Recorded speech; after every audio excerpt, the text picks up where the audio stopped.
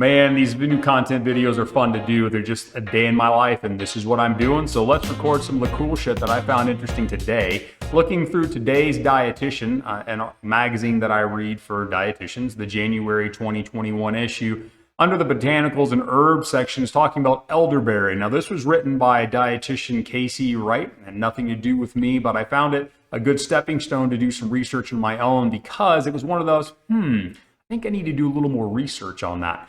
Now, the article here is looking at whether or not dietitians, it's like a stepping stone, like a little primer for us to evaluate elderberry and whether or not it's got any flu, cold, or COVID-19 use. And it actually does not, at least according to most of the research currently. But let me point out some things. I didn't mean to give up the punchline so soon.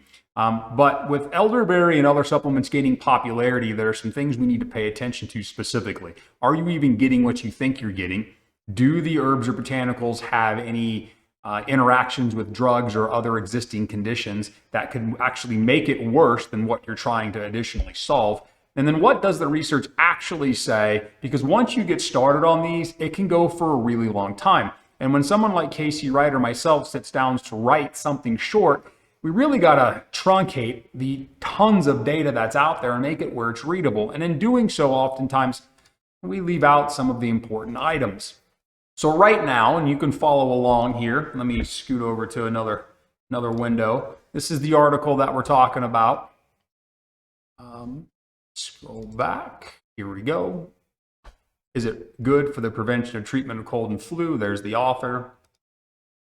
So most current research right now on elderberry is focused on immunity and antiviral activity. We find that a lot of these botanicals and herbs do have a lot of activity in the cellular space, meaning when they do something in a petri dish, we see a reaction. Now, whether that happens in the human body is a little bit different.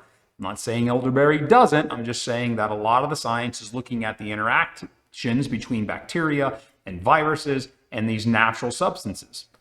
And in human clinical studies, it's pretty limited in what we see. In fact, I think there were only 3 human studies where they trialed elderberry of some type in humans that had a cold or a flu, not COVID-19 specifically. And the problem with that is that some of the products being used were proprietary, meaning they had a blend. It wasn't just elderberry. Well, that confuses the issue. So let's go through this really quickly. So in human clinical studies, data on whether elderberry was beneficial is mixed. Early research published in 2004, and some of this stuff goes back to the 1990s, showed that elderberry extract would shorten or lessen the symptoms of the flu compared to a placebo. That's kind of cool, but a lot of these studies were done by the substance manufacturers, meaning the person making the supplement. It wasn't independent studies. Now, that's not always bad, right? Sometimes a business, a manufacturer, or corporation is looking to substantiate the use of a product, and they pay for a study. It makes sense. Now, elderberry has been suggested to improve cardiovascular markers, but in this study over 12 weeks, it didn't show any positivity. That's kind of interesting. I know that's not COVID and flu related, but just shows that in CBD exactly nothing. According to Consumer Labs, an independent test on the quality, here's interesting. Now, it's in red for a reason.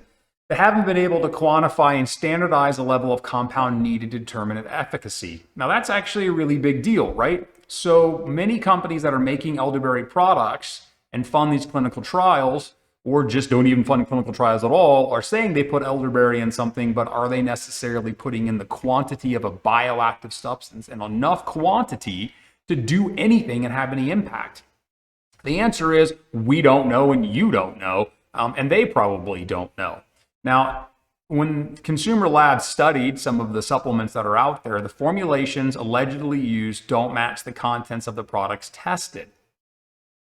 Well, that's pretty scary, okay? Now, there's a mention here of the sambucol extract, standardized at 38% elderberry. So sambucol is a branded item, and I'm going to cover that in a minute, so don't get hung up on that too much.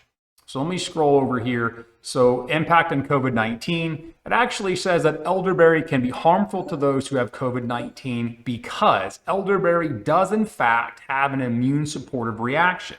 But in doing so, it can create something, an inflammatory cytokine storm. Essentially, it aggravates the inflammatory system and the body overreacts. Well, that would cause harm, not good. So elderberry could potentially create a situation where it worsens COVID-19, damaging the lungs. Now, in product testing, this was interesting. Dietary supplements were tested by consumer labs. They tested randomly 2 of 8 elderberry supplements and 5 of 25 elderberry supplements. So how I read that was they had 8 supplements and 25 extracts, and they randomly took sections of them. So they took 2 of the 8 and 5 of the 25, and they found they contained no elderberry. We're just going to leave it at that. I think you know what that means, right? It means it's pretty shitty and you don't know what you're buying. Here are the references for the article. I'm going to scroll all the way back in case you'd like to go read it for yourself and see what it says. Because at the moment, I am going to jump into where this took me. So I don't take anything for face value. You have to take a look at what's happening in the journals and in the literature. And I'm going to show you the evidence for elderberry, because this argument is not against elderberry. I'm not saying elderberry doesn't have any use. I'm not saying that it may not have a function. I'm not saying that it's not bioactive. And in fact, I think all of this stuff is. What I think is we don't know how much, we don't know when, and we don't know how the interactions are. And most importantly, even if it does work, we don't know what the hell we're getting when we buy it. And that's the problem. So let's take a look at this article right here. I got to scroll over to my other page. Give me 1 second. All right. So we're looking at evidence for elderberry. This is the article. COVID-19, is there evidence for the use of herbal medicines as an adjuvant symptomatic therapy? I'm going to leave this up for a moment if you'd like to take a look at this journal on your own and grab it. Let me scroll down to some of the highlighted items.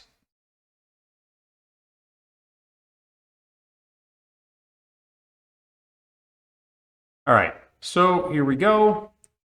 What I'm looking at, clinical evidence for Sambucus nigra. Elderberry. I'm going to read this to you. Overall, the level of evidence is high for cold and flu. Okay. Safety. No information available on general precautions or concerning drug interactions. That's a little bit concerning. The clinical evidence is high, and this herbal medicine is considered presenting high safety. Okay, hold on a minute. So that was what a brief review of several different herbal supplements had to say about elderberry. Now, this was put out in, let's take a look at the date, September of 2020 as a review. So let's go to contraindications. So this evidence systematic review of elderberry specifically, talking about whether or not this is of interest and we should use it. This one's a little bit older. I believe this is 2014. Yep, here's the date right down here. So let me scroll through this and find some of the things that I found to highlight. So some of the combination products that were actually studied in the very limited number of human trials was a Sambucol product, and this was actually all rights reserved. So this is a trademark product. There were 3 of them, and they didn't contain elderberry by itself. They contained other things. You can see vitamin C, zinc, echinacea, right? Elderberry, echinacea. Sambucol for kids had elderberry, echinacea. This immune system had vitamin C and zinc, assuming that's for the cold, but who knows, it might have some effect on flu symptoms. Either what I'm saying is that that's not just plain elderberry. And by the way, you may or may not know this, but elderberry by itself is poisonous. It has to be created, so don't just go get elderberry. Don't try to stew it or do anything with it. You'll kill yourself. It's highly toxic. The processed supplements, however, have been cooked, remove the toxins, and so the supplements themselves are not toxic the way the raw is. Now, I'm not saying use it, I'm not advocating it, just telling you. The elderberry alone is a toxic plant. Roots, teas, brews, those types of things. It has to be processed appropriately.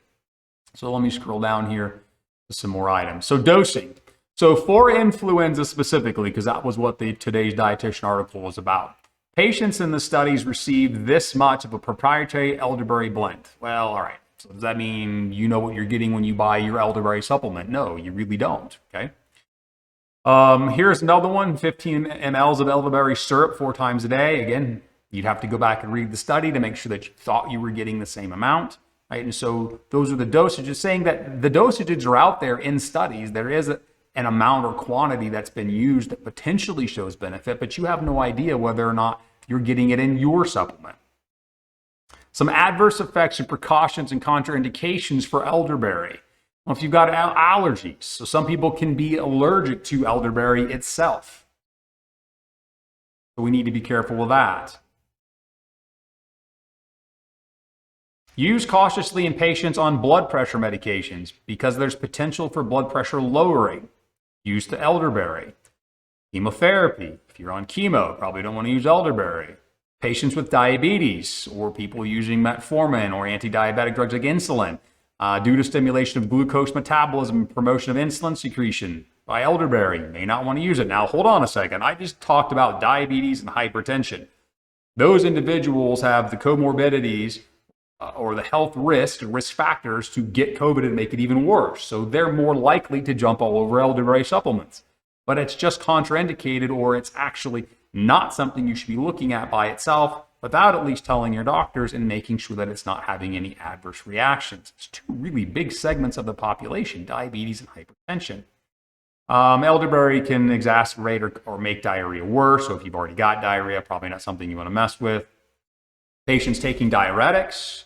There's a lot of people taking water pills, quote unquote, right? Diuretics. So if you're on a diuretic, elderberry may not be something you want to use. Elderberry, hypertension, and diabetes. You could have all three of those. It's really common. Metabolic syndrome. Probably don't want to be taking elderberry, but those are the people who are going to run to it. So you need to be cautious. Females using elderberry, there's potential for dysmenorrhea. I didn't run across too much of that, but it is listed as a risk factor here. GI distress, potential GI distress or stomach upset. So if you've got like IBS, irritable bowel syndrome, elderberry may not help you. However, I'd like to point out, just like I said earlier, we don't even know if the supplements you're buying even have elderberry in it. So you could just be wasting money, and none of these indications are bad. But it's important to point out that if you've got elderberry and it has an active biosubstance, these are things to pay attention to. I thought the cautious use in migraines was important due to potential for headache through elderberry. Now, again, I'm not saying elderberry isn't good. I think that's the most important part right now, is I'm not saying elderberry isn't useful. I think a lot of these things are useful. Just think that most people don't know how to use them, and we don't know how much we're getting, and they're mixing them with polypharmacy, with regular meds, and we've got a big issue. And we need to pay attention to that. So let me scroll down and see about anything else to share. Yeah, so here's some systematic review. This is a discussion of the evidence for elderberry and the use for influenza. And here's that note about it being toxic. It should be noted that the berries must be cooked to prevent nausea or cyanide toxicity. Essentially, eating raw elderberry, stems, roots, leaves, berries will kill you. Okay, like I said, it's dangerous. The systematic review here in 2010 was looking at 22 articles, where only 3 of them assessed the effects of elderberry in humans. Here are the 3 studies: Merkovic 2004, Zakay-Rones 2004, and Zakay-Rones in 1995. In the study here, and participants, they were administered spray-dried elderberry juice containing this 120 to 4,000 milligrams of antioxidant. That's a big range, and they were given it for 2 or 3 weeks. And it was given, 2 or 3 weeks. Come on, I'm just going to stop there. In other studies, participants were administered the sambucol syrup. So that was that proprietary blend that had other things, not just elderberry by itself. That's a confounding variable. We have other things going on. 2 other studies reported moderate effectiveness of the sambucol in individuals with influenza and viral infections. One started within 24 hours of symptoms onset and taken for 3 to 5 days. That's pretty interesting. But again, that was a subsidized study by the manufacturers. The authors concluded of this meta-studies the elderberry fruit has poor to moderate effectiveness based on results from the included studies.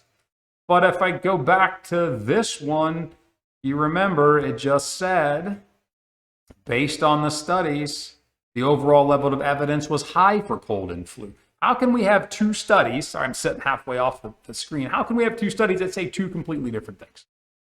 Very interesting. So I'm actually going to stop right there. So I got to stop and go back and fix this comment about how can I have 2 articles that are saying 2 very different things. And it's because they were coming at it from two different perspectives, two different lenses. One was looking at, hey, is this worth studying? Should we put more time and research into this? Yeah, we should. And the other was looking at it from, hey, like, should we actually be taking this stuff because we have the flu? And the answer was no. And when we bring both of those together, we'll get good science. But if we read that science out of context, we start to get wacky articles and people citing products for use that really wasn't what the author was saying. I wanted to add that in. The point is, there's a lot of crazy science out of there. There's a lot of good. There's a lot of bad. There's a lot of studies that were done half-assed where the power or the rating of the study is very poor. We do see some evidence with elderberry being bioactive. Yes. Do we see it in humans? Maybe. Do we have really large-scale studies? No. And if you go the conspiracy route and say, well, of course not, because there's no pharmacy, we can't make any meds up, that's not true. These companies are actively trying to put together meds that have proprietary blends of this elderberry product, and they can sell that. So there is profit to be made from this. It's just not strong evidence right now. But all of that doesn't matter, because I want to go back to the really important point that consumer labs randomly tested these products, and none of them even had any elderberry in them. Not only that, but we don't know what the amount of the elderberry is, whether it's bioactive, and if you're even getting enough that was used, or the same amount that was used in any of these studies. So what am I getting at? Not saying use elderberry. I'm not saying blowing it off. I'm saying there needs to be more research. I think there's some good contraindications saying that, hey, if you've got these issues, diabetes, hypertension, on water pills, have allergies, probably want to stay the hell away from it, even though you're at the higher risk. There's no good substitute for good meds, healthy diet, being active and correcting your health. Just want to point that out. So what was the point of all of this? Elderberry, this is what I do. It's complicated even for professionals like me. What do I recommend that you do? I recommend you don't buy it because you don't know what you're buying. You don't know the quality, and there are indications that say you probably shouldn't. Now, do some of the science say that it could help? Potentially, but you don't know what you're getting and you're not part of that study. That's all I got to say about elderberry. This was not meant to give you medical advice or tell you what to do or what not to do. It's just me doing my job and sharing my thoughts because this is what I did today. Take care.